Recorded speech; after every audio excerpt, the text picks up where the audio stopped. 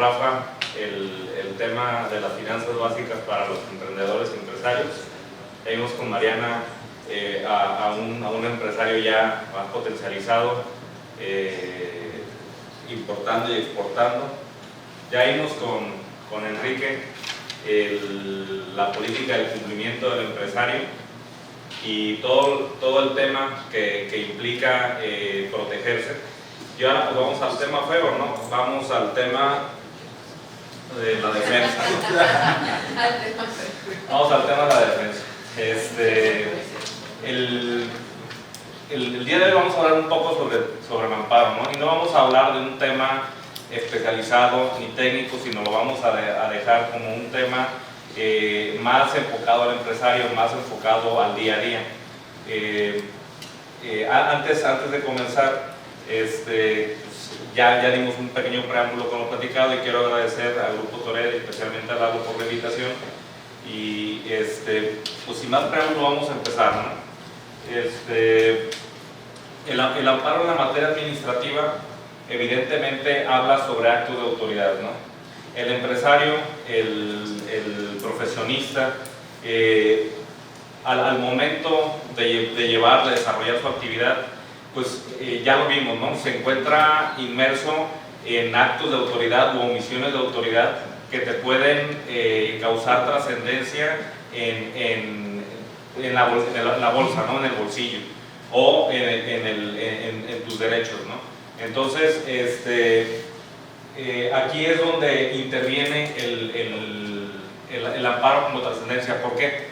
Porque acto de autoridad, siempre como consecuencia del medio de defensa, va a culminar eventualmente con el amparo. ¿Por qué? Porque si en tu sede administrativa, vamos a hablar de temas federales y de temas fiscales, ¿no? Vamos a entenderlo principalmente por SAT o IMSS. SAT o IMSS. Entonces, la autoridad, pues tienes un medio de defensa ordinario que es el recurso, que eventualmente en la materia hay un principio que se llama principio de litis abierta, donde tú vas a hacerle sabedor a la autoridad que cuentas con ciertas pruebas que desvirtúan lo que ellos comentan, ¿no? Este principio lo tienes que agotar para irte a un órgano superior, que en la materia federal es el Tribunal Federal de Justicia Administrativa, para el tema de la demanda de nulidad o contencioso administrativo. Entonces, en ese sentido, el empresario, el contribuyente, el gobernado va a ir preparando su defensa, señalando que la autoridad lo que dice no es correcto, pues por ciertas cuestiones de legalidad, ¿no? Y es aquí donde vamos a hacer un pequeño énfasis, nada más para conocer el entorno del juicio de amparo. El juicio de amparo no ve cuestiones de legalidad. ¿Qué es esto? No ve lo que la ley plasma a rajatabla, ¿no? Vamos a hablar de cuestiones de constitucionalidad. Vamos a hablar de cuestiones de derechos humanos principalmente, y estos derechos derivan de principios constitucionales. Entonces, los principios constitucionales de las contribuciones son obligatoriedad. ¿Qué significa esto? Que todos los mexicanos o los extranjeros que tienen alguna fuente de ingreso en el país están obligados a pagar impuestos. Generalidad es para todos, vaya. La vinculación al gasto público significa que los impuestos o contribuciones, principalmente las contribuciones, van destinadas a un sector público, ¿no? No van para las arcas de los políticos que están en el poder, ¿no? Va al sector público, ¿no? Proporcionalidad, equidad y legalidad son los principios que generalmente conocemos, que tienen que ver que lo que tú ganes, tú vas a pagar proporcionalmente sobre eso y que vas a pagar de forma equitativa con los demás, ¿no? Una forma muy sencilla de plasmarlo es, si yo gano 100, mi tasa es del 30, 35 más el IVA y todo eso, y yo voy a pagar en función a lo que ingreso, ¿no? Y la equidad es, por ejemplo, el régimen en el que te encuentras. No va a pagar igual un reciclo que una actividad empresarial o una persona moral. Es así de sencillo, ¿no? Y la legalidad y reserva de ley, pues legalidad que te tiene que cobrar lo que plasma la ley, y la reserva de ley, pues que a final de cuentas el Congreso de la Unión a través de las cámaras son los facultados para crear impuestos. Entonces, ese es un tema básico, ¿no? Ya encaminándonos un poquito más al tema del amparo, existen derechos humanos que tenemos que estar conscientes que tenemos, ¿no?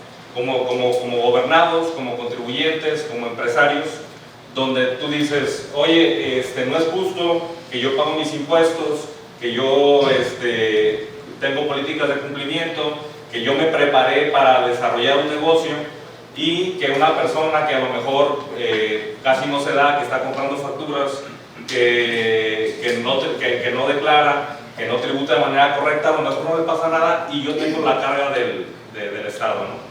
Entonces, bajo esta tesitura debemos estar conscientes de que también los contribuyentes, los gobernados en general tenemos derechos humanos en la materia, ¿no? Entonces, vamos a partir de un principio que en materia fiscal no existe un derecho reconocido. ¿Por qué? Lo vimos con la compensación universal, pues se fue. Lo vimos con el outsourcing, se fue. Entonces, tenemos que decir, mira, el gobernado frente al órgano jurisdiccional que lo va a llevar su proceso, pues tiene que estar consciente de que también, si bien existen dos tipos de forma de realizar el amparo, ¿no? Que es mediante el control de constitucionalidad que hacen los propios órganos jurisdiccionales del Poder Judicial de la Federación. También tenemos un control difuso de constitucionalidad que se hace a través de los órganos que ven la legalidad, ¿no? Es aquí donde nosotros debemos saber que tenemos el derecho frente al juez, al magistrado, ¿no? Entonces, la primera parte es de conciencia, diseño y construcción. ¿Qué es esto? Al momento de que se nos vaya a resolver un asunto, debemos estar conscientes, todas las partes, de que evidentemente hay derechos humanos aunque sea materia administrativa. El diseño, pues los hacen, como le hemos dicho, la jurisprudencia, la doctrina, la ley, y la construcción, pues lo vemos a lo largo de los procedimientos jurisdiccionales. Vamos a irnos un poquito rápido con esto para no hacer más tedioso y entrar en diferenciar en qué momento puedo presentar uno u otro. Por ejemplo, el tema sobre multas. Una multa por sí sola pues es impugnable a manera de legalidad, ¿no? Sin embargo, hoy en día hemos visto que la autoridad en su forma de recaudar trata de ir o de recaudar sobre incluso ejercicios anteriores simplemente por multas de forma donde ha habido extemporaneidad. Entonces, te llega una multa de un periodo hasta de 60,000 pesos. ¿Por qué? Porque en su momento no la presentaste en tiempo y forma. Entonces, dices, ¿sabes qué? Es una multa de forma. Yo definitivamente no quiero entrar en un tema de juicio, un tema de recurso, pero no quiero tener problemas con la autoridad. Voy a ver el tema de la disminución, de la reducción de la multa, ¿no? Tenemos dos variantes, que es la reducción de multa en los términos del 70 de código o 74, que es lo que era la condonación. Entonces, solicitas la reducción, la disminución, y la autoridad te dice, ¿sabes qué? Aunque seas un contribuyente que día a día venías cumpliendo, pero como en este momento te impuse cuatro sanciones del mismo periodo porque no presentaste en tiempo y forma tu declaración y tu pago de impuestos, pues te voy a multar incluso con una reincidencia, que es un agravante. Entonces no te puedo aprobar la disminución de tu multa. Ante esa situación nos dice el Código Fiscal que las multas que eran condonables hoy, que son susceptibles de disminución, no pueden ser impugnadas mediante ninguna forma. ¿Por qué? Porque no generan instancia. Entonces, a pesar de que el Código te establezca de que no procede ningún medio de impugnación, pues tenemos los derechos humanos que nos respaldan en ese sentido y procede un juicio de amparo, ¿no? Es un ejemplo para el empresario en ese sentido. Otro ejemplo lo tenemos que ver con la clase de los juicios de amparo. Si te imponen un crédito fiscal, un capital constitutivo, cualquier acto de autoridad, la secuencia a seguir es sede administrativa, que es el recurso frente a la autoridad, demanda ante el órgano jurisdiccional competente, que es el Tribunal Federal de Justicia Administrativa, y eventualmente el amparo, ¿no? Entonces, en ese momento procede el amparo directo, donde vas a plantear las cuestiones de constitucionalidad que viste ya desde con la autoridad, es decir, traes arrastrando un pequeño camino hasta el amparo, ¿no? Porque es aquí uno de los principales puntos que queremos hacer ver, ¿no? La trascendencia del juicio de amparo en este momento. Porque si en su momento no te defendiste con los argumentos de defensa debidos, al momento de que digas, bueno, ya la veo muy complicada, voy a acudir al amparo, y el amparo no puedes plantear cuestiones novedosas. Lo tuviste que haber planteado desde un inicio con tu defensa administrativa. Entonces, volvemos a los temas que ya vimos con anterioridad, ¿no? Principalmente lo que es la política de cumplimiento, ¿no? Si no tuviste una debida política de cumplimiento, donde estructures tu información, donde estructures tu documentación, donde tengas claro los conceptos que vas a utilizar cuando una autoridad te requiera, al momento de que lo tengas que hacer, no vas a poder hacerlo. Y al momento de lo que decía Enrique, yo voy a contratar con una persona, voy a contratar con una empresa que me está pidiendo estados financieros, que me está pidiendo mi opinión de cumplimiento, que me está pidiendo mi padrón, me está pidiendo esto, y no lo tengo al día. Entonces, pasa lo mismo con la autoridad. Si la autoridad te requiere por un plazo de 15 días y tú no tienes contabilidad, no tienes tu documentación en orden, pues es evidente que no vas a poder cumplir tampoco la autoridad. Entonces, secuencialmente vas a ir incumpliendo hasta llegar al órgano jurisdiccional, ante el magistrado de la sala administrativa, que te va a decir, no me estás probando lo que estás diciendo. Quizás tienes razón, pero no me lo estás probando. Cuando acudas, ya sea en tema de amparo directo, cuando acudas al tribunal colegiado y le digas, señor magistrado ponente, me están violando mi principio de legalidad y seguridad jurídica en relación con el principio de artículo primero constitucional, te van a decir, bueno, ¿cómo lo probaste? Conmigo no tienes que probar, conmigo tienes que ver, vienes a decir que se te violó un derecho, entonces lo debiste haber hecho antes. Eso es lo interesante de este punto. A lo mejor no lo vemos hoy en contexto. ¿Por qué? Porque dices, bueno, lo voy viendo en su momento, ¿no? Pero cuando te llegue el momento y no lo tengas, pues bueno, va a ser demasiado tarde. Por el contrario, en un tema de amparo indirecto, que es actos u omisiones de autoridad, es el ejemplo de la multa que decíamos ahorita. Algo que no es tan recurrente, pero que puede pasar, y lo platicamos hace unos días con Rafa, es alguien, un contribuyente, un gobernado dice, yo tengo una multa que me acaban de imponer por las mismas razones y decido consentirla, no impugnarla, y solicitar un beneficio. El beneficio no me convino y digo, ¿sabes qué? Mejor si quiero impugnarlo. Entonces nos salimos de los supuestos de legalidad para la impugnación del crédito fiscal. ¿Qué es lo que tenemos que hacer? Bueno, vamos por una reconsideración administrativa, y la reconsideración administrativa, que es ante la propia autoridad, no te procede medio de impugnación alguno y vuelven del mismo supuesto, vamos a entrar al amparo. Algo también que es muy frecuente, el congelamiento de cuentas bancarias, por alguna razón, a veces es por desatención, a veces uno se lo merece, ¿no? Y dice, pues no atendí ninguno de los requerimientos que me dieron y me van a congelar cuentas, ¿no? El medio de impugnación idóneo para que no te atore tu operatividad es el amparo indirecto, ¿no? ¿Por qué? Porque mediante una suspensión y viendo el caso concreto ves y valoras la manera de darle un respiro al empresario y decir, oye, tengo mi cuenta congelada, yo necesito pagar nóminas, necesito pagar proveedores, necesito continuar con mi operatividad, y si no lo hago en este momento o mediante alguna estrategia de este tipo, no lo voy a lograr. Entonces, es otra de las formas. El amparo directo y el amparo indirecto se basan en un tema constitucional y bajo dos principios. Uno es el principio de relatividad de la sentencia y el principio de definitividad. El principio de definitividad es como lo comentábamos ahorita, es el caminito que tienes que seguir, ¿no? Para efecto del amparo directo. En el amparo indirecto es, si tienes un medio ordinario de defensa, por ejemplo algún recurso, no puedes irte al amparo indirecto sin haberlo agotado. Así de sencillo.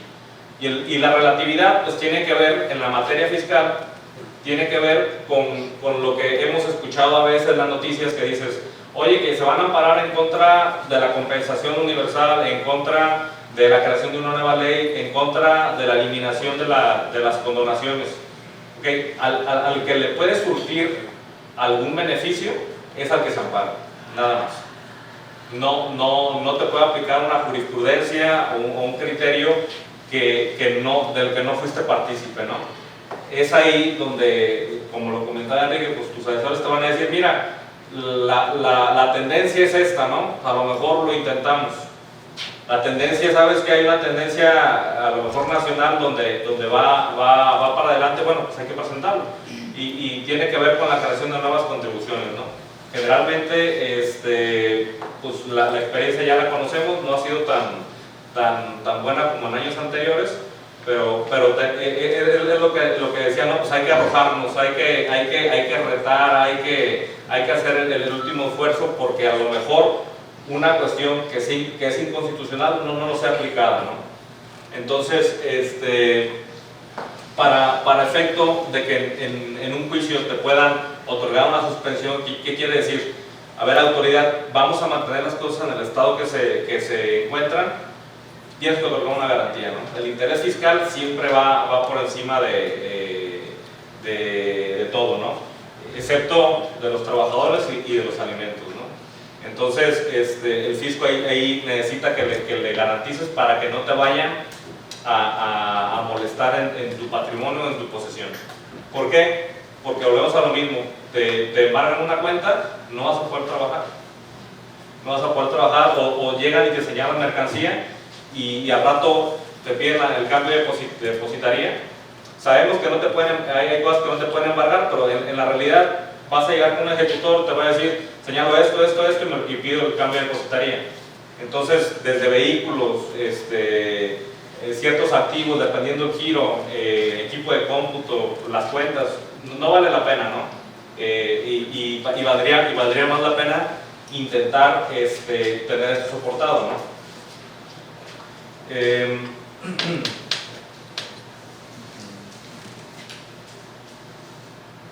Ok, el amparo directo en el tema que se le conoce ordinariamente puede haberse escuchado alguna vez como la tercera instancia o la última instancia, ¿no?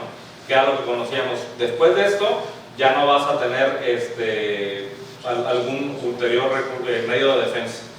Anteriormente había, o todavía lo hay a nivel de ley, un recurso de revisión que revisa la Corte. Sin embargo, con la reforma que hubo a la Ley Orgánica del Poder Social de la Federación, pues la procedencia de la misma revisión pues ya está limitada a ciertas o sea, ahora sí que es a criterio, ¿no? Tiene que ser algo extraordinario para que la Corte lo pueda traer.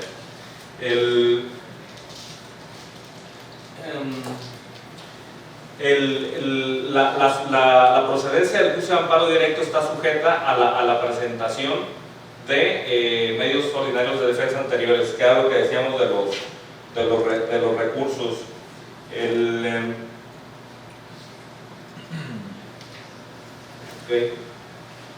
El amparo indirecto es el que se interpone en contra de la creación de leyes, actos u omisiones de autoridad, en contra de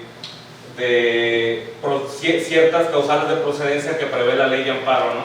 Está muy restringido. La verdad es que tienes que tener una buena planeación.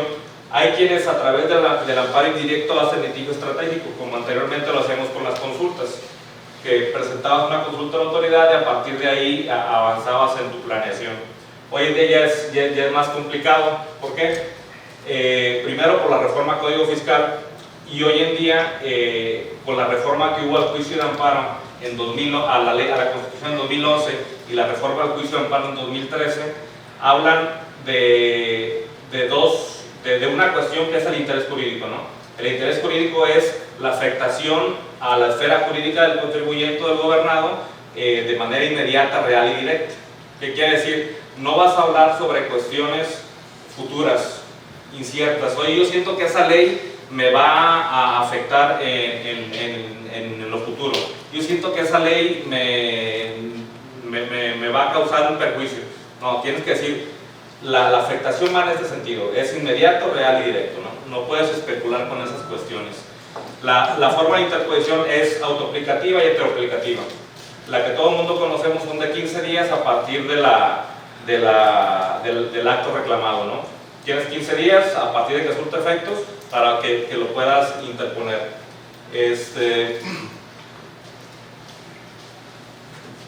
El recurso de revisión, que también es algo que nos toca ver, a veces cambias de profesionista en el inter, ¿no?